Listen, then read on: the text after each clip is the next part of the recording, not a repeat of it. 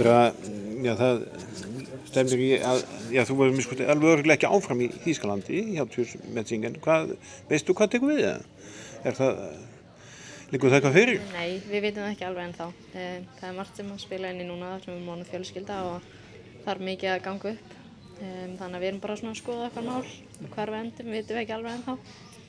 Daniel, þá var lausa samning líka í vor eða hvað? Já, við erum bæði að renna út núna í sumar. Þannig að þið bara horfið í kringum ykkur? Já. Innanlands og utan eða? Já, bæði bara. Við erum alveg spennt fyrir að halda áfram úti en þá kannski færa okkur aðeins meira til Skandinavíu í aðeins þægilegur umhverfi heldur en Þýskaland. En einnig erum við líka bara ótrúlega spennt að koma heim, sko. Þannig að sama hvar við endum, þá verðum við ánægð, sko. Já, það er ekkert sem er endilega í höfni þá? Nei, ekkert komið. Hvernig hefur svona annars gengið hjá þér að koma tilbaka? Bara vel, sko. Bara vonum framar. Þetta er náttúrulega magna ferli sem maður fer í gegnum og maður kannski áttar sig ekki alveg á því fyrir að maður gengur í gegnum það sjálfur.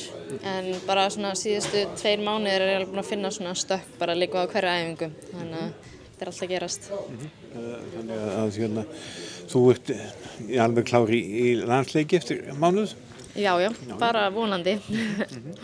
Og það er náttúrulega hellingur eftir svo sem á tímabilinu úti? Já, algjörlega og bara mjög spennt og það er að byrja úrslitakeppni í Þýskalandi sem hefur ekki verið í langan tíma þannig að það verður spennandi að prófa það og sjá hvernig það verður. Er það svipuð úrslitakeppni og hérna heima, 8 efstu? Já, það er sama og svo spila líka 4. og 5. sæti Evrópusæti þannig að maður dettur ekki alveg strax út ef maður tapar og þannig að þetta er svolítið skemmtilegt.